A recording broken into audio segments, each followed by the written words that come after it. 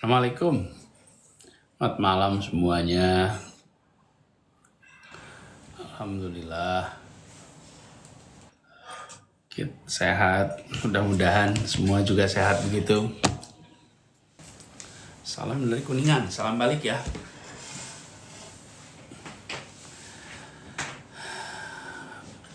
Salam dari Banyumas, salam kembali. Ya, saya juga kangen. Abah, Masya Allah. Ya, Masya Allah juga. Assalamualaikum dari Makassar. Waalaikumsalam. Khairi, semoga selalu dalam lindungannya. Amin, doa yang sama. Buton, ya salam buat Buton.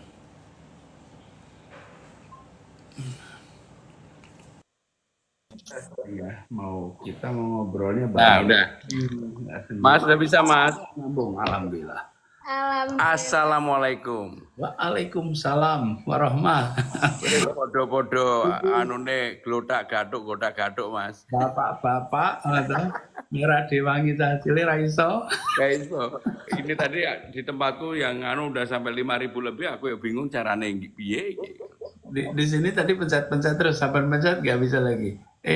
Connection hilang, ngulang lagi, ampun. Tapi alhamdulillah ternyata memang kalau mau berusaha dan gigih pasti bisa. Gitu. Sugeng dalu, Mas. Malam, Mas. Bener itu, buat pesen tuh, if there is a will, there is a way. Ada kemauan, ada jalan. Pokoknya kalau mau kerja keras, mau ini pastilah ada jalan. Dan ruang itu sangat terbuka, lebar banget. Mas, seru nih Mas, kita bisa ngobrol TikTok nih malam ini. Kelihatan. Mas, ini aku pertama kali live TikTok yang kayak gini loh, Mas. Durungnya gak ngerti aku. Selalu ada yang pertama, selalu ada hari pertama. Dan Saya ini juga pertama kali akhirnya. Sama Dila. Seru tapi ini Bapak bisa ngobrol sama banyak orang nih. Mas, ini ada yang nulis nih, selamat Hari Guru. Ya betul, selamat Hari Guru. Betul.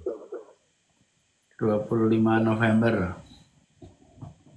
Mas Pram, ini nih, mumpung lagi santai-santai nih, cerita-cerita dikit Mas. Gimana zaman kita ini kan kenal, ketemu pertama itu zaman kuliah Mas. Kuliah ya. Pernah nggak kan? Nah, cerita Mas boleh. Jadi waktu kuliah pertama kali ketemu itu kalau nggak salah tahun 91 Mas. Iya betul. Enggak 90 malah Mas. Karena aku 91 udah nikah tuh. Jadi tahun 90. Jadi kita udah ketemu itu hampir 24 tahun loh Mas. 34 tahun. Karena umurnya Dito itu 33, sekarang 32, 33. Pas Dito lahir itu saya pas lagi aktif di Senat, itu udah 92. Ya, itu ketua Senat, Mas Anies ketua Senat Mas. Ini saya cerita sama teman-teman semua ya. Kita ini kan ngobrol TikTok malam ini sekarang. Kita tuh tidak pernah terbayangkan. Saya sama Mas Pram ketemu tahun 90-an. Tahun 92 saya masih aktif di Senat. Mas Pram waktu itu udah kuliah, udah ambil master di Jogja. Waktu itu MM itu baru ada di UGM. Betul ya Mas ya? MM itu satu-satunya yang ada MM itu di UGM. Yang merintis Pak Bambang, Profesor Bambang Sutibyo. Betul. Pak Bambang. Nah, lalu Mas Pram kuliah di sana.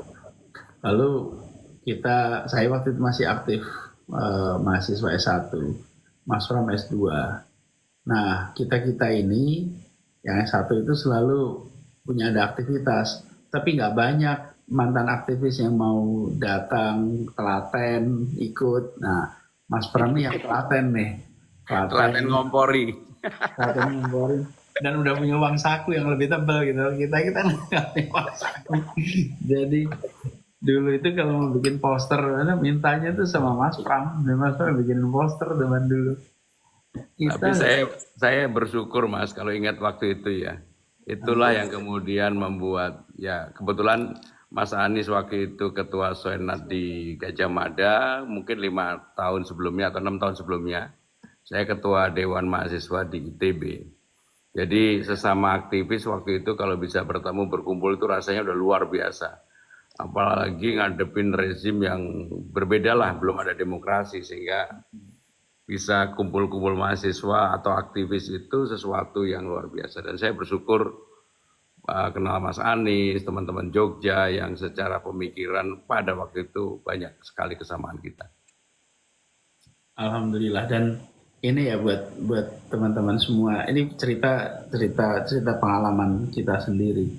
Tidak pernah membayangkan bahwa berapa tahun kemudian masing-masing punya jalan hidupnya sendiri-sendiri, tapi selalu ketemu lagi gitu. Selalu ada event lagi, selalu ada ketemu lagi. Dan ini mungkin manfaat dari dulu pernah aktif. Coba kalau saya nggak aktif, nggak ketemu Mas Pram. Coba kalau kita nggak pernah aktif di gerakan, aktif. Jadi buat sekarang yang pada kuliah, aktif di ruang kelas bagus, tapi aktif di luar kelas juga bagus. Jangan sampai cuma di kelas aja. Iya Mas. Betul kan Mas? Betul, kan betul banget. Jadi kalau bagi teman-teman mahasiswa dan pelajar SMA, kalau ada ruang untuk belajar organisasi, kesempatan itu harus dimanfaatkan sebanyak mungkin lah. Karena itu ruang untuk menempa diri yang paling utama. Karena kebanyakan siapa saja yang kemudian berkarir baik di pemerintahan, di luar pemerintahan, di organisasi, di perusahaan, apapun kalau orang pernah aktif berorganisasi manfaatnya banyak sekali. Betul nggak Mas Anies? Iya, betul. Dan kalau kita tengok ya, pada akhirnya ketika sudah berada di tempat kerja, yang sangat membantu dalam berkarya, kemampuan komunikasi, kemampuan berpikir kritis, kemampuan berpikir analitik, kemampuan mengelola hubungan dengan antar orang, kemampuan untuk bisa kerja kelompok, kemampuan kolaborasi, itu semua proses pembelajarannya seringkali bukan lewat buku, tapi lewat pelajaran kegiatan. Mas Pram ngalamin itu kan Mas kalau kebetulan aku itu Mas bersyukur banget dari SMP udah ketua OSIS, SMA ketua OSIS, jadi dari kecil itu tertempa berorganisasi dan itulah yang kemudian membuat ketika di ITB waktu itu kan zamannya beda banget, orang lagi under pressure, berani untuk berorganisasi apalagi memimpin Dewan Mahasiswa. Saya termasuk yang Dewan Mahasiswa terakhir yang dipilih secara langsung di vote gitu ya. Dan tekanannya ya luar biasa waktu itu. Tapi karena biasa berorganisasi, alhamdulillah lebih tertempa lah. Mungkin itu juga bagian dari proses pembelajaran. Menurut saya dan Mas Anies ini adalah contoh orang yang selalu belajar dan menempa dirinya pada setiap saat dan kesempatan. Iya. Bismillah, itu salah satu hal yang kita alamin. Mas Pram mungkin bisa cerita Mas, ketika sesudah selesai kuliah Mas, kan tidak langsung berada di dunia partai, nggak langsung berada di politik, banyak di dunia usaha dulu. Ini mungkin bisa cerita sama teman-teman nih, gimana aplikasinya pengalaman kepemimpinan itu ketika di dunia bisnis? Jadi ketika itu waktu lulus kuliah di ITB Mas, ajanya aku itu dipaksa lulus lah, karena kan lagi demo-demo dan saya udah 0 kredit, dipaksa lulus. Tetapi setelah lulus memang udah berjanji sama diri sendiri, oke, sekarang berbisnis dulu karena supaya punya modal kapital yang nanti kalau terjun di dunia politik itu secara penuh nggak terkooptasi atau tergantung dengan siapapun dan ada kemandirian untuk itu.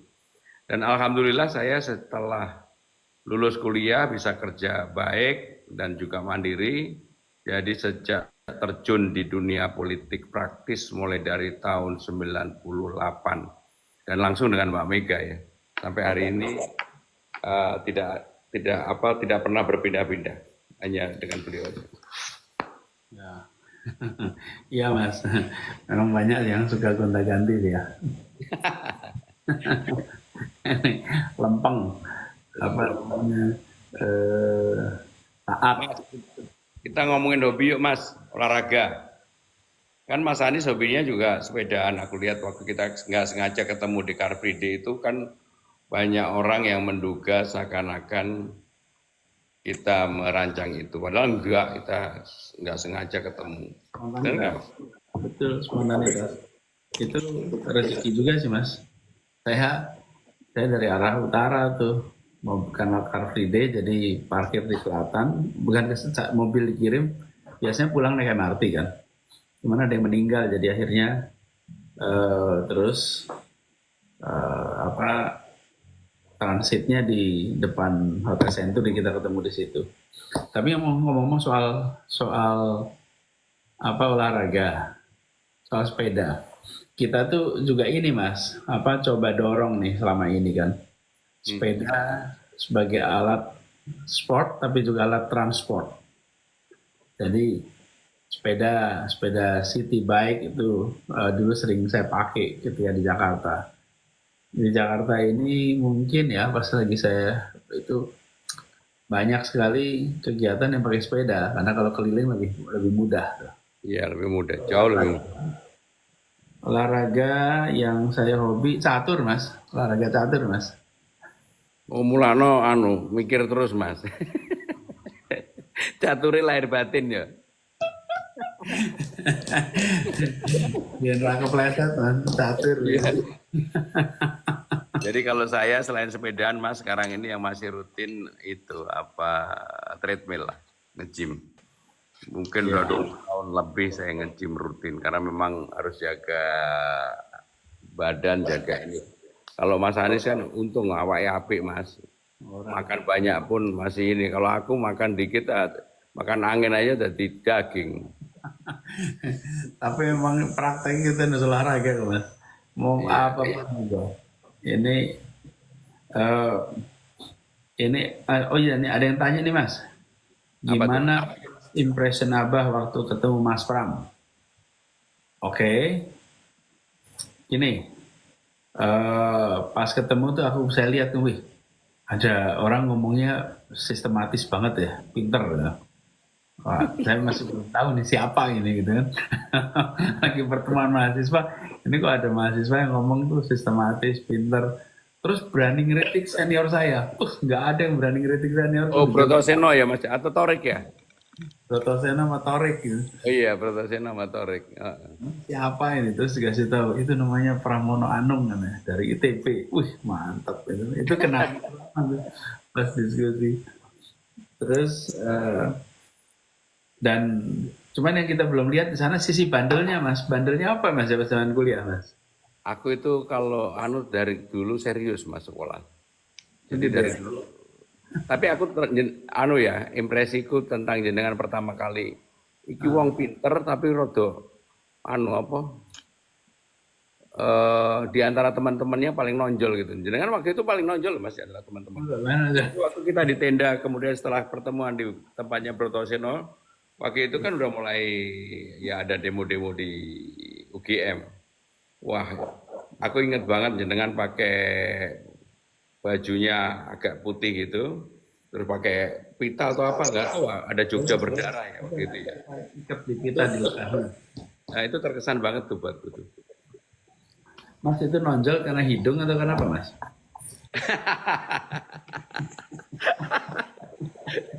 Yang jelas pasti karena pinter Mas, gak pinter gak mungkin jadi profesor Mas. Ampun.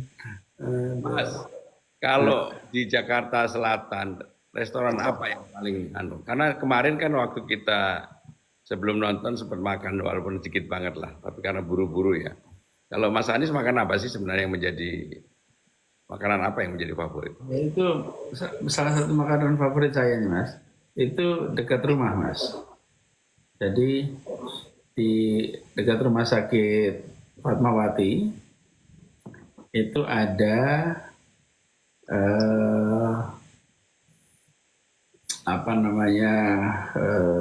seafood 48 Fatmawati. Oh, aku pernah juga itu makan itu. Itu top Mas. Pernah waktu itu dikirimi sama Dito juga. Rumah Dito sama rumahnya Mas Anies kan deket tuh. Di situ ya Dito ya? Dito di pertanian Mas, Pondok Labu.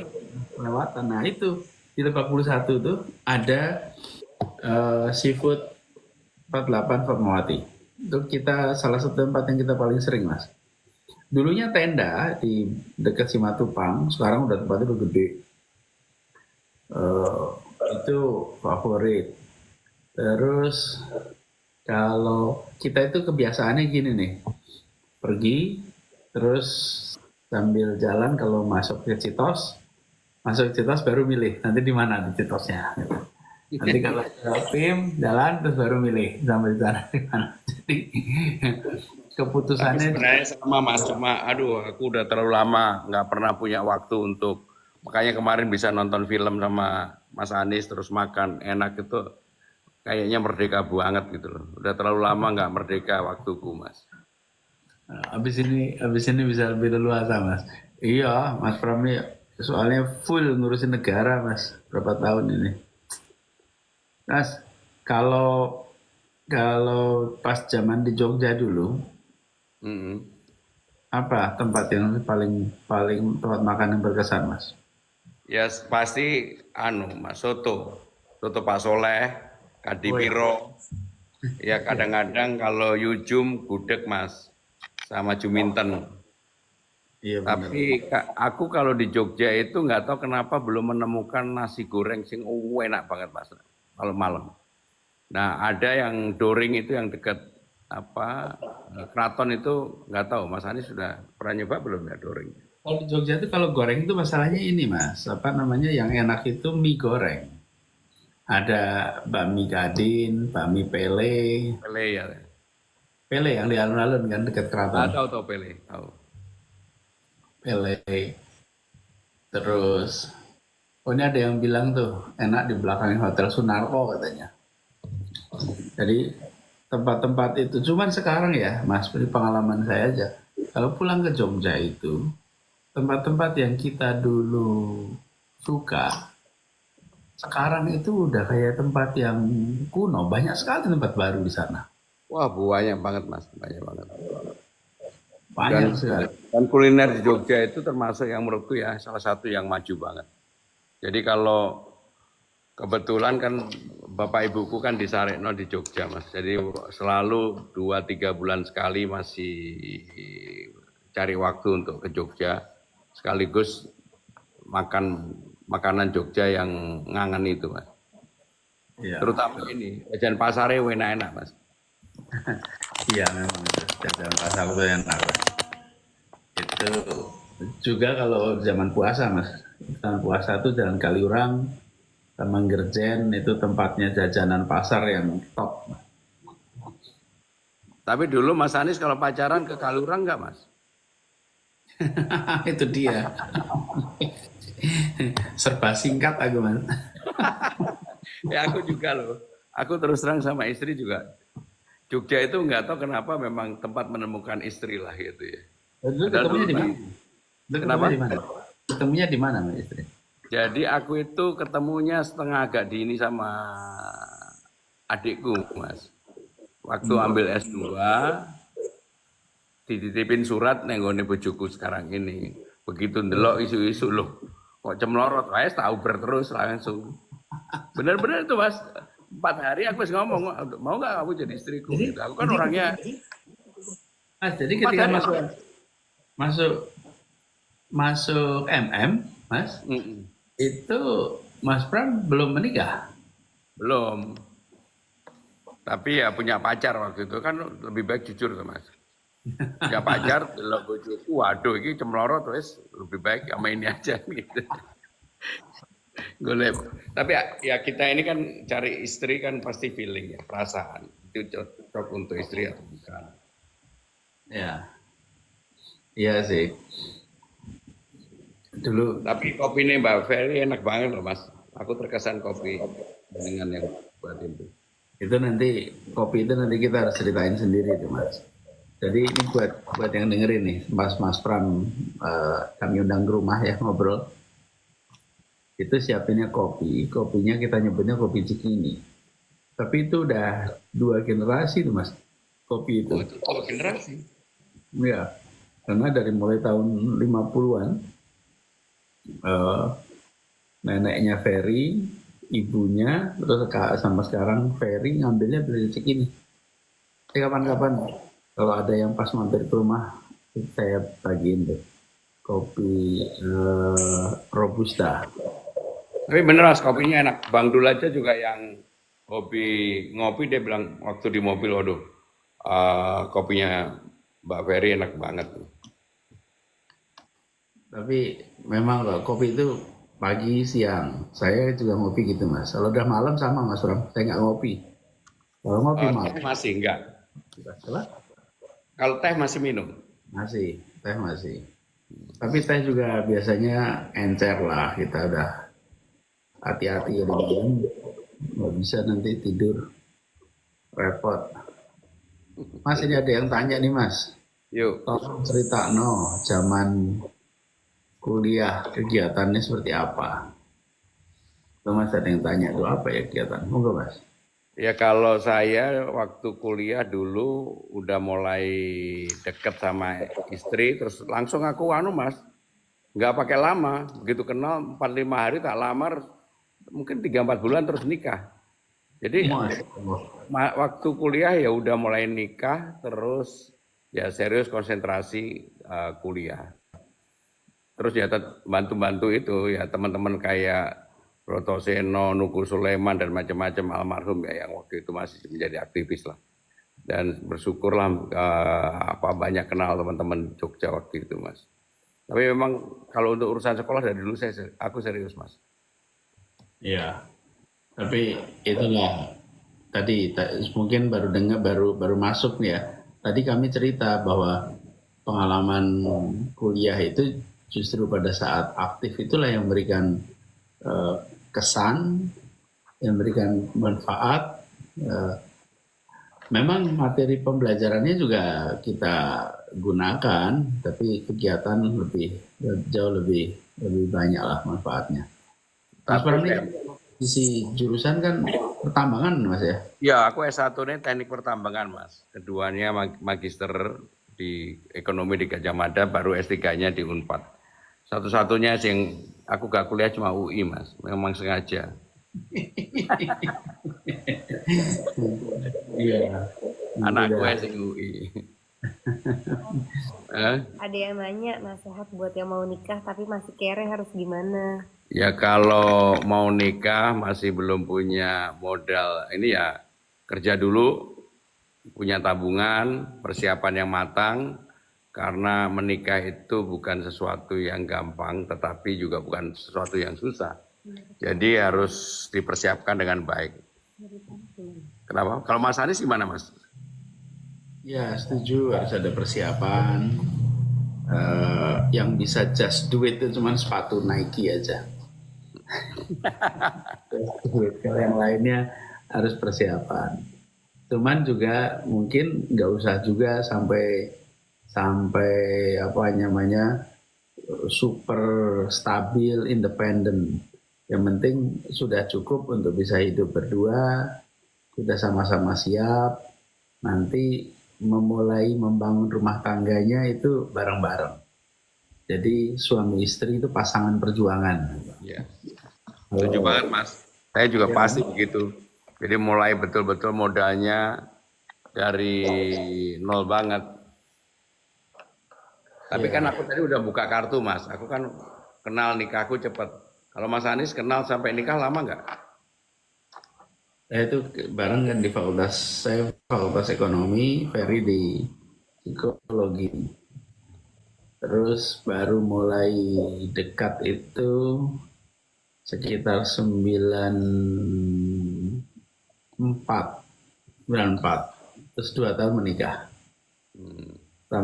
Selama 2 tahun itu kalau dibilang pacaran tuh minim sekali Mas. Soalnya kebanyakan aktif. Sampai pikir-pikir diuji kesabaran. Coba Mas sekarang memang bayangin janjian itu Mas, pasti gitulah. Problemnya itu gini loh, janjian mau ketemu, kemudian nggak bisa, mendadak harus ada acara ABCD, terus nggak ada HP, nggak ada telepon, jadi cuman datangnya terlambat aja gitu Mas. Sementara yang satu nungguin, jadi masa itu tuh masa masa PDKT dengan penuh kesabaran ya dari sisi Ferry-nya. Nah, alhamdulillah ditungguin. Tapi yang aku juga heran itu Mas ya, kita ini kan nggak pernah kuliah bareng. Tapi apa ya, mungkin karena chemistry-nya sama, sampai anak aja juga bisa sekolah di tempat yang sama loh. Aku juga kaget loh. Iya.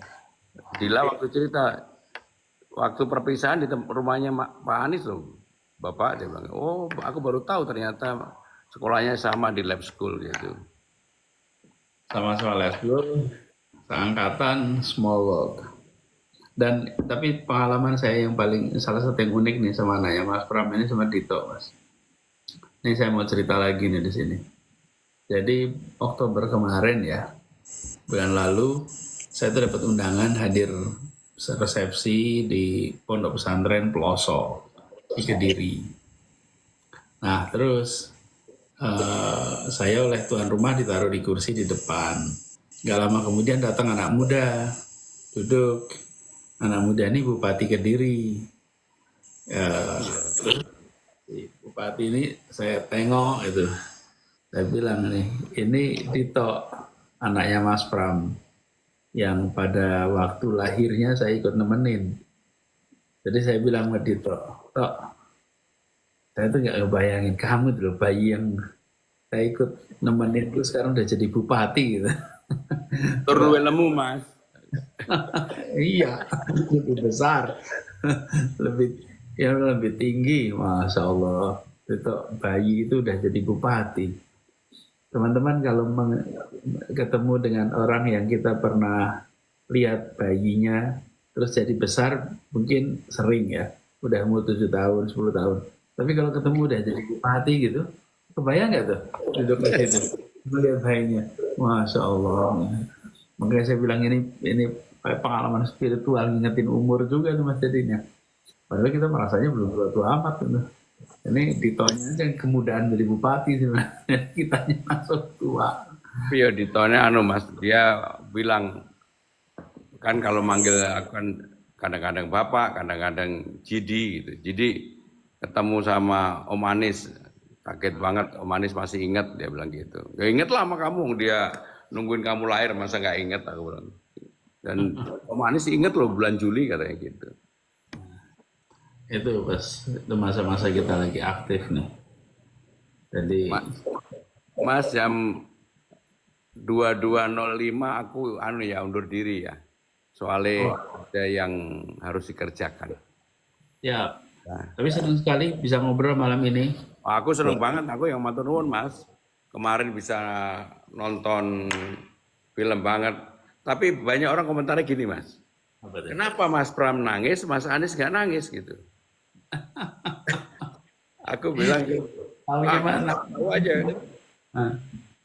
Dari mana tahu aku yang nangis Mas Anies enggak? Itu ada ada yang ngambil tuh katanya. Aku soalnya kalau urusan ibu wes pasti raiso Mas, pasti mewek lah. Iya. Itu. Tapi ceritanya itu mengharukan dari awal sampai akhir sih. Iya kan? Luar biasa Mbak Kristin. Luar biasa. Keren. Tapi buat teman-teman kita senang sekali nih bisa ngobrol bareng malam ini. Mudah-mudahan nanti bisa ngobrol lagi Mas. Iya Mas. Mas aku tak pamit Mas ya. Suwun. Iya Mas. Alhamdulillah. Ya. Assalamualaikum. Salam. Iya.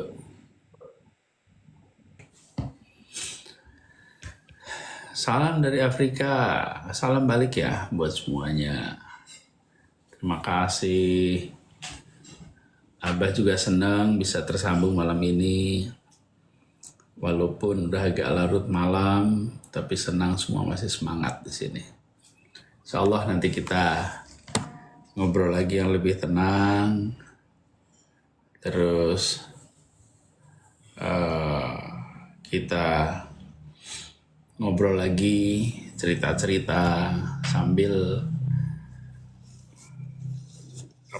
menghilangkan kekangenan. Nanti saya jadwalin dulu dah. Saya jadwalin biar teman-teman juga tahu. Terus habis itu kita ngobrol bareng. Ya. Gitu ya. Makasih buat semuanya ya. Waalaikumsalam. Selamat malam. Nah, nah, nah.